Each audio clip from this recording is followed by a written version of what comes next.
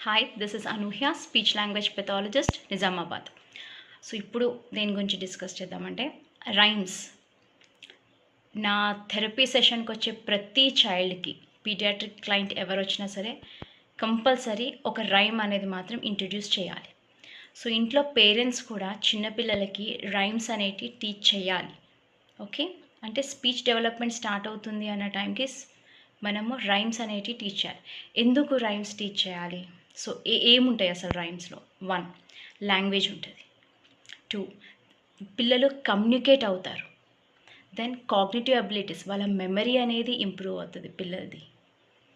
Then physical development, ఎందుకంటే rhymes చెప్పేటప్పుడు we do some kind of actions.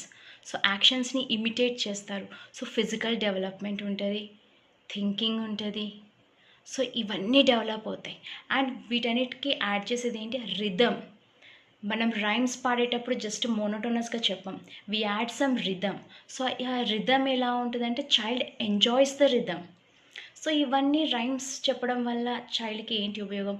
ఒకటి, వింటారు. తర్వాత విన్నది గుర్తుపెట్టుకుంటారు, రిమెంబరింగ్. గుర్తుపెట్టుకున్నది రీకాల్ ఆర్ రీటెల్, మళ్ళీ దాన్ని వాళ్ళు చెప్పడానికి ట్రై చేస్తారు. సో ఈ rhymes have a very important role. So ప్రతి పేరెంట్, థెరపీ తీసుకునే వాళ్ళైనా సరే ఎవరైనా సరే, జనరల్గా parents should go with rhymes. చిన్నపిల్లల రైమ్స్. కొంచెం ఏజ్ పెరిగింది అనుకోండి, రైమ్స్ నుంచి సాంగ్స్కి మూవ్ అవ్వండి.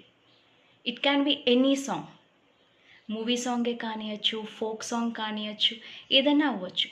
సో రైమ్స్ స్టేజ్ తర్వాత సాంగ్ స్టేజ్కి మూవ్ అవ్వండి.